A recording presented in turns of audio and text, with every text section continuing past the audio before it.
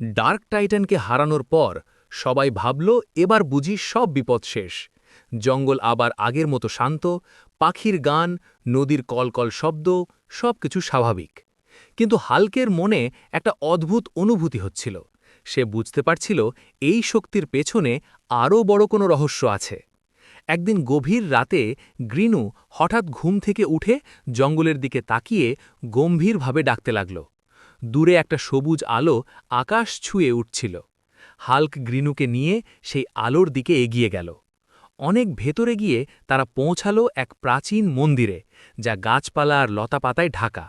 মন্দিরের ভেতরে ছিল এক বিশাল সবুজ শক্তির পাথর, যা ধীরে ধীরে আলো ছড়াচ্ছিল। ঠিক তখনই এক বৃদ্ধ সাধু আবির্ভূত হয়ে বললেন, এই পাথরই হল সবুজ শক্তির মূল উৎস। এই শক্তি থেকেই তুমি আর তোমার কুকুর জন্ম নিয়েছ, কিন্তু এখন এই শক্তি দুর্বল হয়ে যাচ্ছে। হাল্ক অবাক হয়ে গেল। সাধু বললেন, যদি এই শক্তি নিভে যায় তবে জঙ্গল আবার ভয়ঙ্কর অন্ধকারে ডুবে যাবে।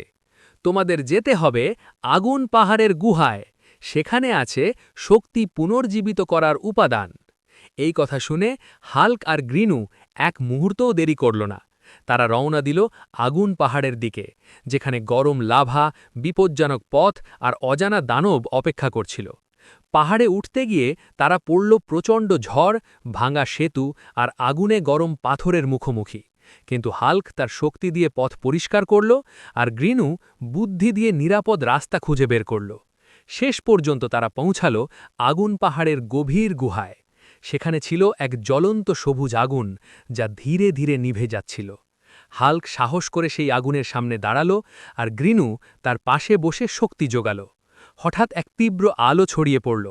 হাল্ক আর গ্রিনুর শরীর আরও উজ্জ্বল সবুজ হয়ে উঠল।